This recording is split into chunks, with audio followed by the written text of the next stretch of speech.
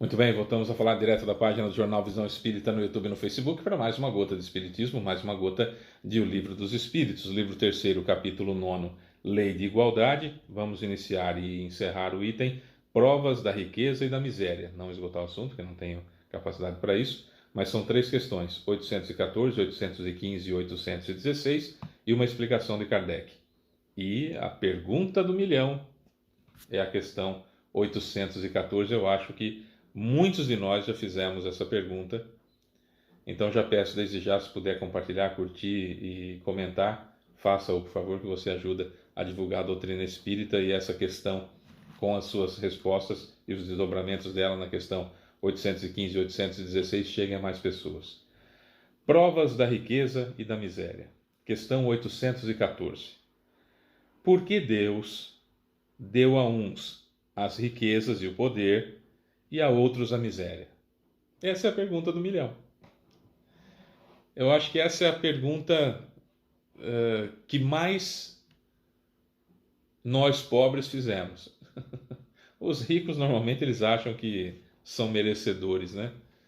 Que merecem. Isso desde a da antiguidade, os reis eram escolhidos por Deus, na cabeça deles, eram importantes, tinham sangue azul, tinham sangue real, essas tolices todas, essas bobagens todas. Ainda tem gente que acha assim, né? Mas enfim, eu me lembro inclusive de um conto, né, que ele dizia que era real. Ariano Suassuna dizia que era real, de um dia que ele foi a uma casa muito chique para jantar, de pessoas muito ricas, e a anfitriã teria dito para ele: "Você naturalmente já foi à Disney, não é?" E ele disse: "Não, eu nunca fui." Ela: "Como assim? Foi para os Estados Unidos e não foi na Disney?" E ele disse: "Não, eu nunca saí do Brasil. Eu nunca saí. Eu só nem de avião eu gosto. Eu viajo porque quando eu viajo de avião, o buraco vai acompanhando a gente por onde a gente passa, né? Então eu não gosto de viajar, e quando tem que viajar não tem jeito, aí a gente vai, mas eu nunca saí do Brasil." E ela ficou decepcionada. E aí correu o jantar. Em um determinado momento, há uma conversa entre a esposa e o marido.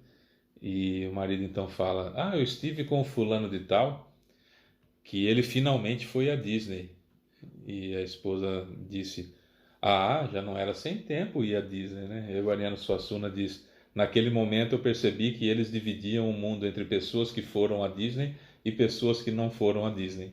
Se referindo à Disneylândia, nos Estados Unidos.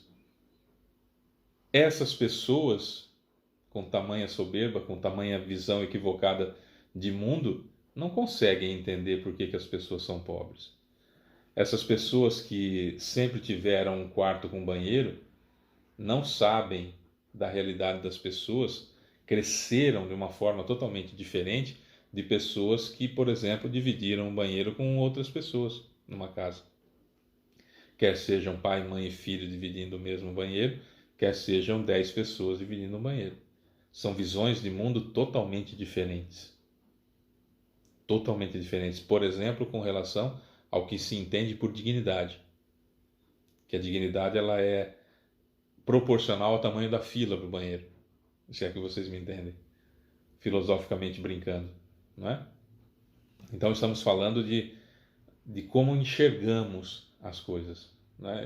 Eu tinha um colega de trabalho que ele dizia assim: "Olha, Fábio, um determinado dia eu estudava na escola tal, e num determinado dia eu pedi pro meu pai uma doação para a escola, porque nós íamos viajar para o Play Center." Você que é mais novo, ou você que não está no estado de São Paulo, era um parque, guardando as devidas proporções, tipo da Disney, mas menor, mas bastante grande, que tinha em São Paulo, e que as pessoas do estado todo e muitos de outros estados, além do estado de São Paulo, faziam excursões com a garotada para ir passar um dia no Play Center, né, que tinha grandes atrações lá. Depois foi o Hop Hari, enfim, como é hoje, por exemplo, o Beto Carreiro World no sul do país. E as escolas faziam excursões, né?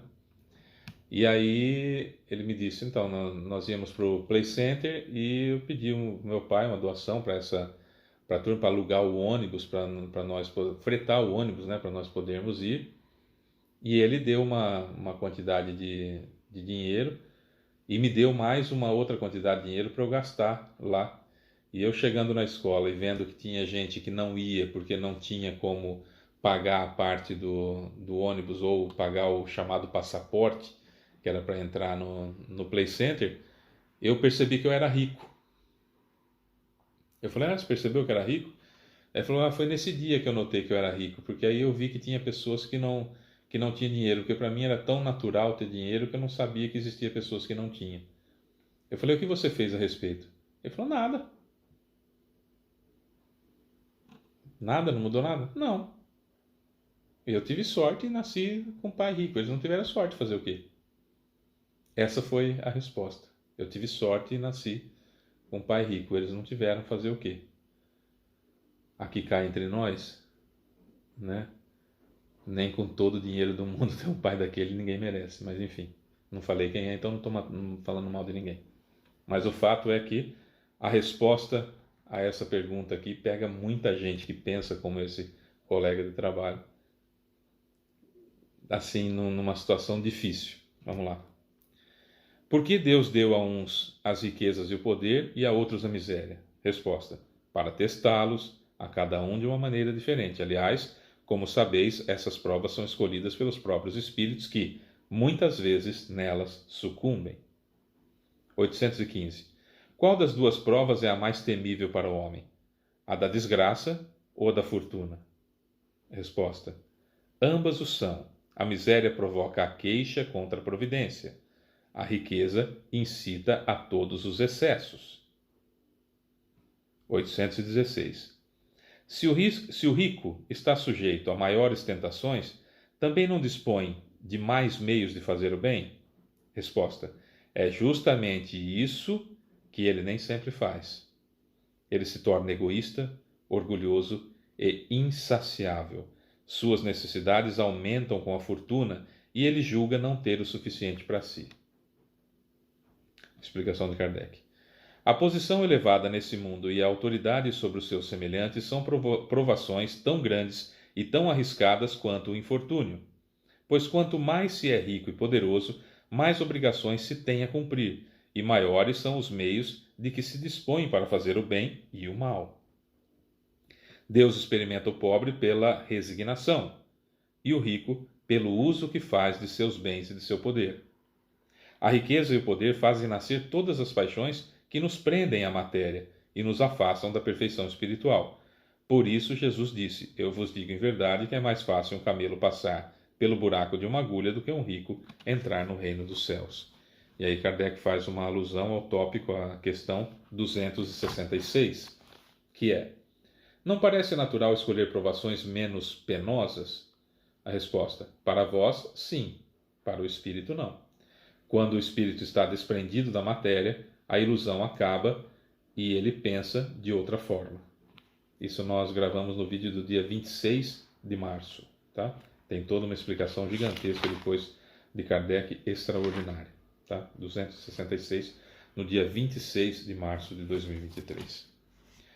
Evidentemente que, quando se nasce em um chamado berço de ouro, qual é a situação? Está em prova, fato. Está em prova. Prova da riqueza, dificílima. A ponto de Jesus dizer, né? É mais fácil um camelo passar pelo buraco de uma agulha do que o rico entrar no reino dos céus. Por quê? Porque a riqueza cria uma ideia de especial. De que eu sou especial. Se isso não for criado na pessoa, pelo menos o que é criado na mente da pessoa é a ilusão de que todas as facilidades pelas quais ele passa, todas as outras pessoas passam. É a forma de enxergar que muda. Esse é o grande problema. Quando eu nasço na pobreza, eu me preocupo com as outras pessoas que são pobres.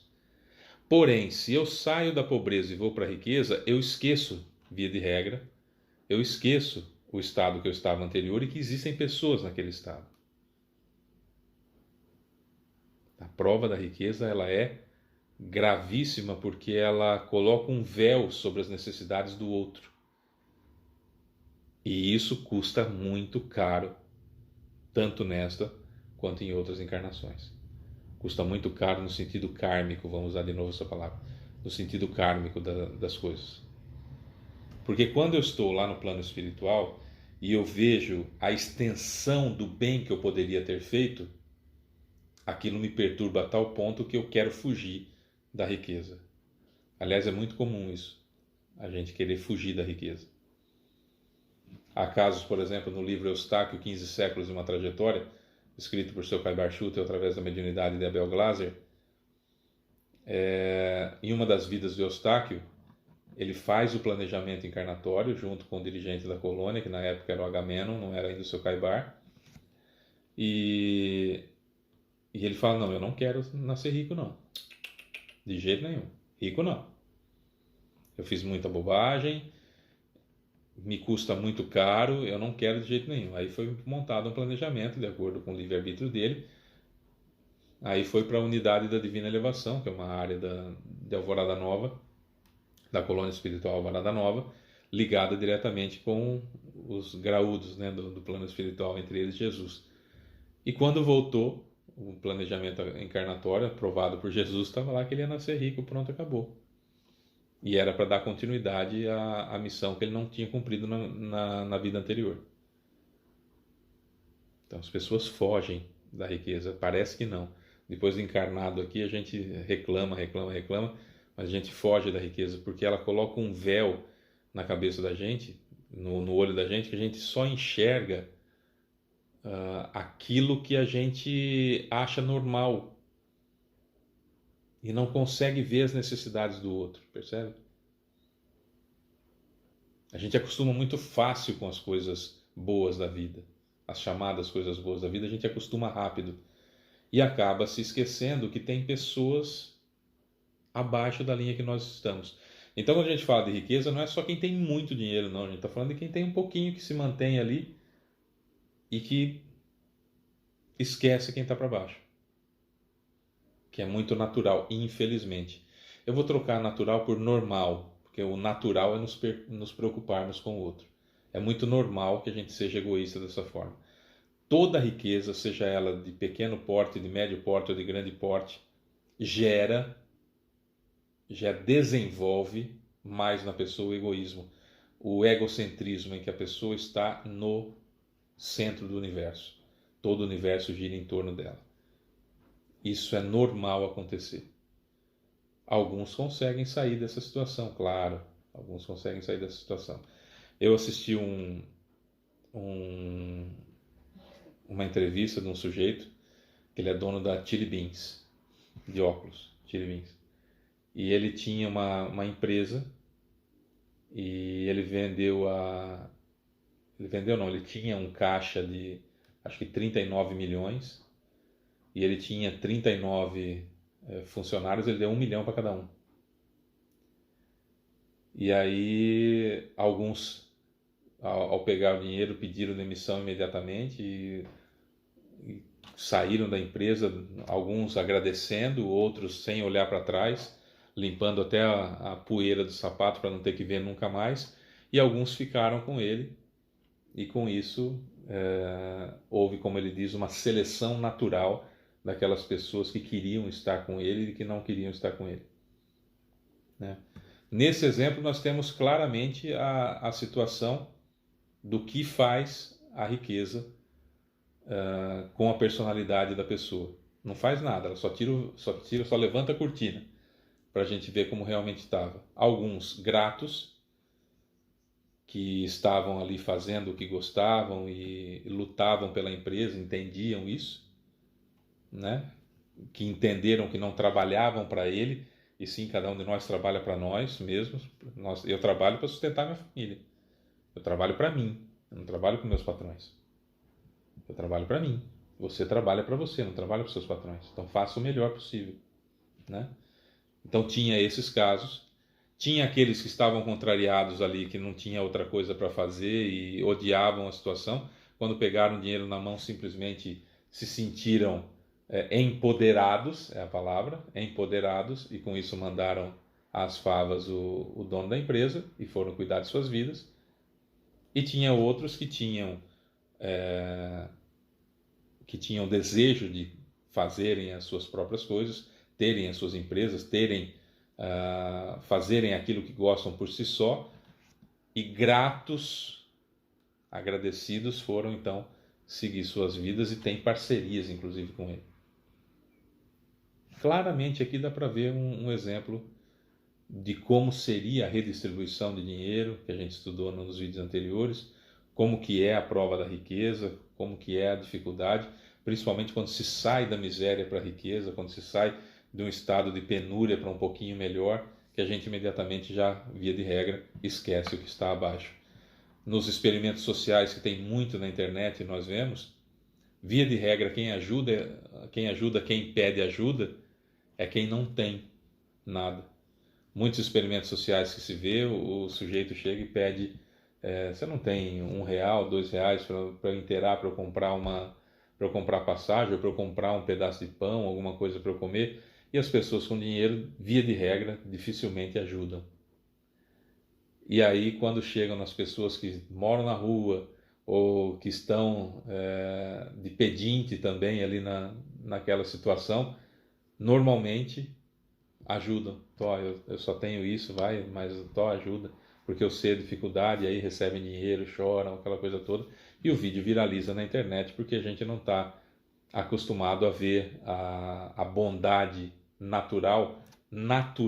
Eu tenho pouquinho, mas eu tenho dois, eu dou um para aquele que não tem nada, para ambos termos um pouquinho, que é o natural. Como isso não é comum, como é raro, a gente gosta de ver aquilo que é raro. É por isso que viraliza na internet esse tipo de vídeo. A prova da riqueza, ela coloca um véu espelhado na nossa frente, que tudo que a gente olha fica nevoado, então a gente não presta muita atenção, e esse véu, por ser espelhado, me mostra a própria face, mostra a minha face, aquele quem eu tenho que ficar preocupado com, que sou eu mesmo.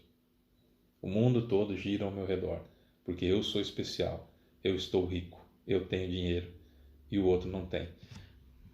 Quantas pessoas cumprimentam as pessoas que estão subalternamente inferiores? Analisa isso. Você já foi invisível? Você já se sentiu invisível? Tenho um amigo que trabalhava comigo, que ele falava assim: Fabinho, eu sou invisível. Ele era cinegrafista. Eu sou invisível. É impressionante.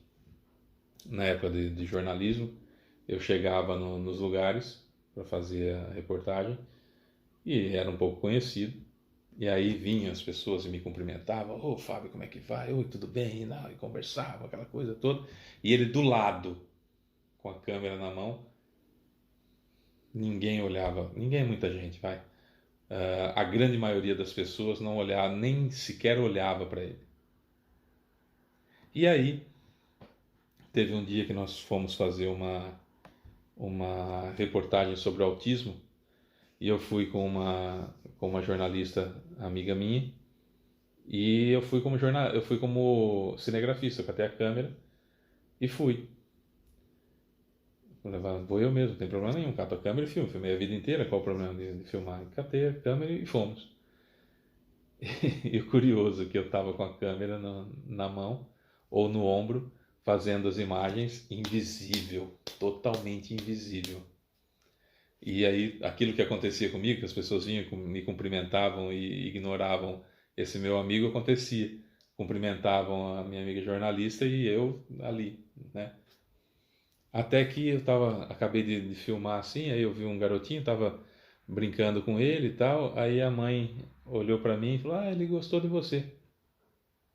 É o Fábio. Oi, Fábio, tudo bem? Oh, não tinha te visto aí. Eu falei, eu tô aqui há mais de uma hora, pensei comigo, né? Falei, ah, tá, tudo bem? Tudo bem. Aí ela falou, olha o Fábio que tá aqui. Aí me viram. Olha que coisa interessante. Eu acho que a câmera era um pozinho de invisibilidade do Chapolin Colorado. Eu- É só um cinegrafista, é só o cara que está filmando, é só o cara que está varrendo a rua, é só o cara que está abrindo a porta, é só o cara que está me servindo, é só o cara que está me atendendo, e assim sucessivamente. É ruim isso, né? Somos todos irmãos, estamos em encarnações com experiências diferentes, nada mais que isso. E passa tão rápido. É isso. Amanhã a gente volta, tem mais Gotas de Espiritismo, Gotas e o Livro dos Espíritos. Eu sou Fábio Pereira. Beijo, você que fica, tchau.